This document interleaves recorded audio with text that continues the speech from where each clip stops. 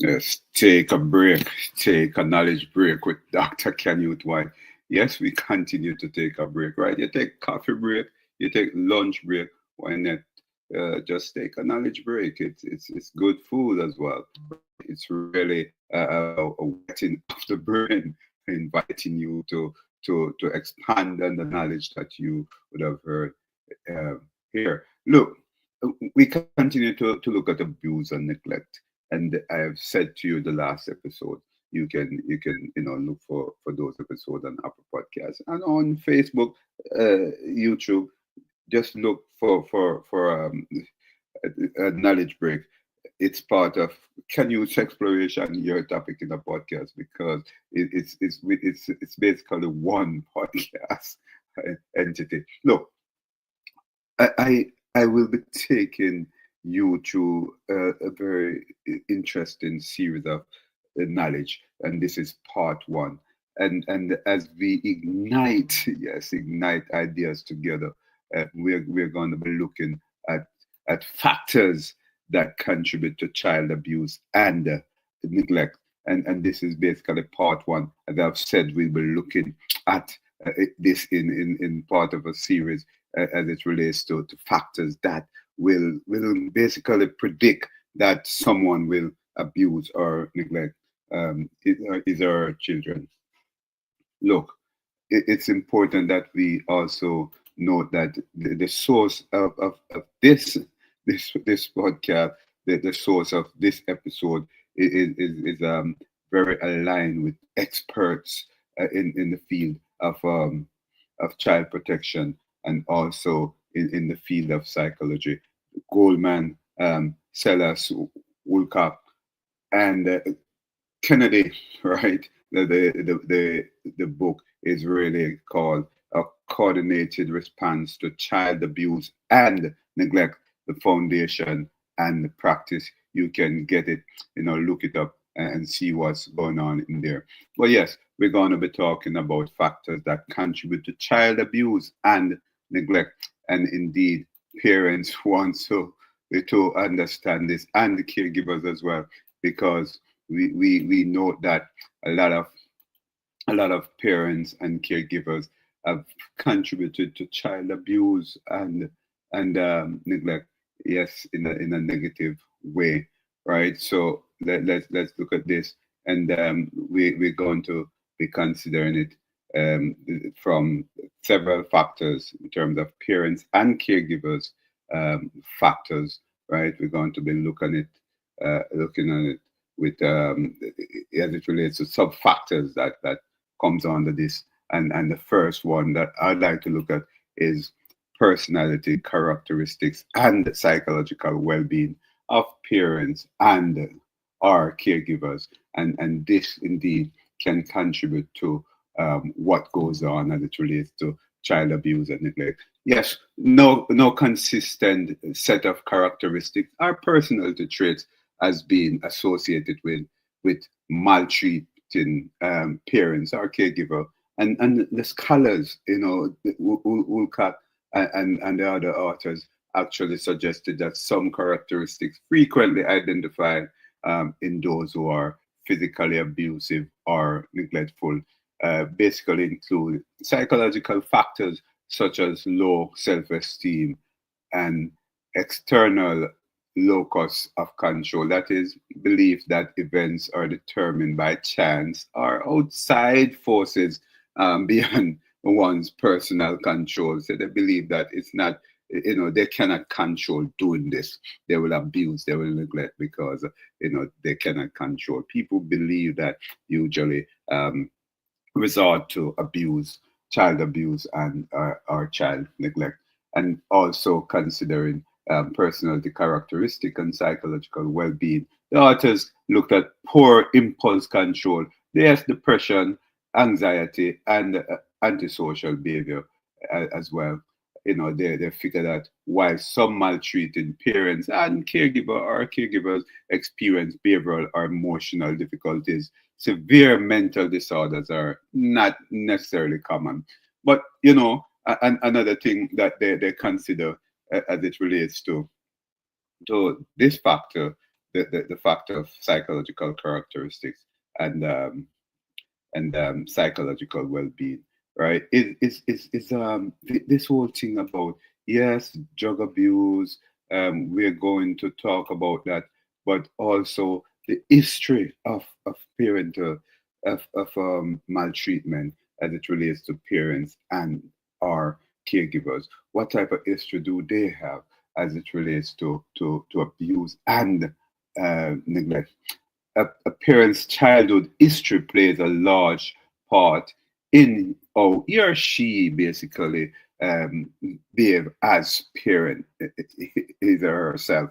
Yeah, individuals with poor parental role model or those who did not have their own needs met may find it very difficult to meet the needs of their own children, according to the authors, the source I've revealed to you already. While the estimated number varies, the child maltreatment literature commonly supports the finding that some maltreating parents slash caregivers were victims of abuse and neglect themselves.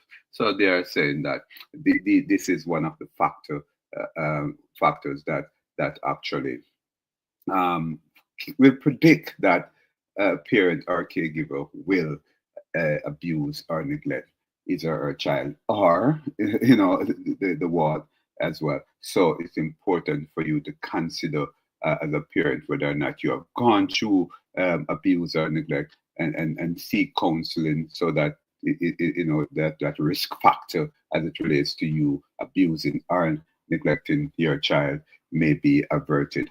So the history is very critical, as the authors have said, and we're still looking at parents and caregiver factors in regards to the factors that could cause child abuse and neglect.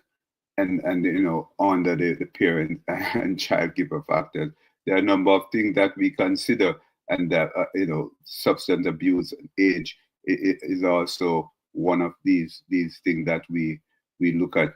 And let's look at substance abuse for a while, because it's important that is considered as well.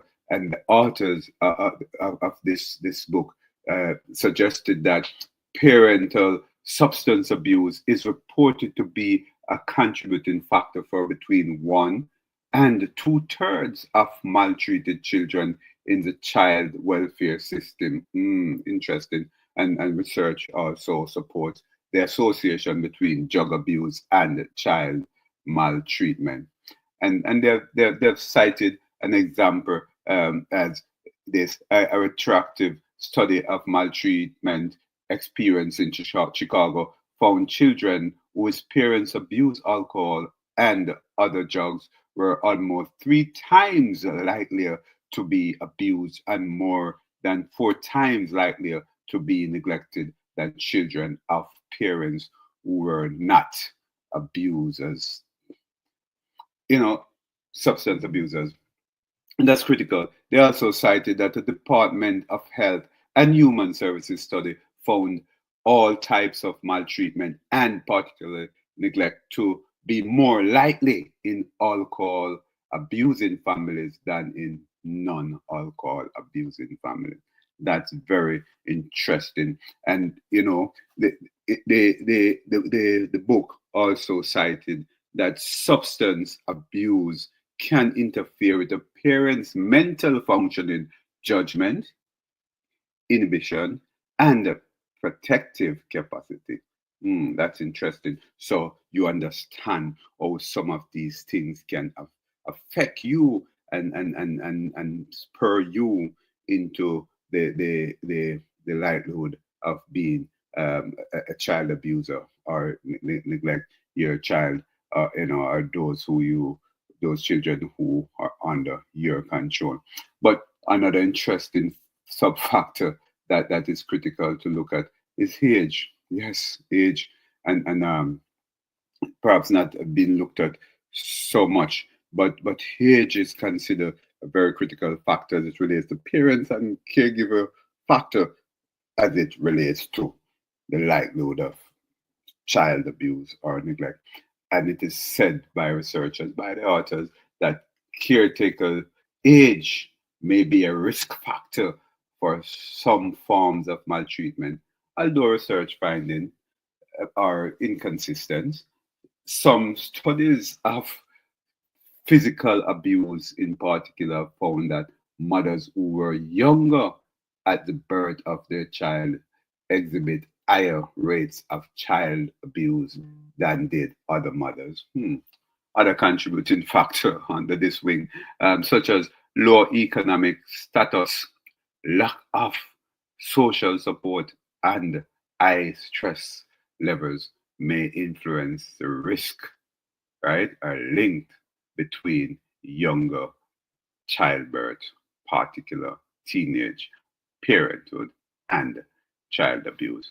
You know, very critical that we look at these factors. But I just want to let you understand that it's crucial for us to consider these factors as we look at the potential for child abuse and neglect. I will talk to you again and thank you for taking a knowledge break as we look at part two in a few days.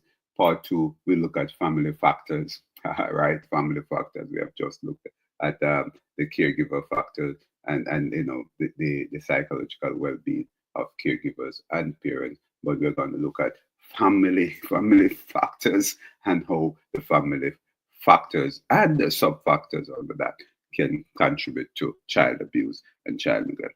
Thanks for taking a knowledge break with the doctor, Dr. Canute White. Talk again now. Goodbye.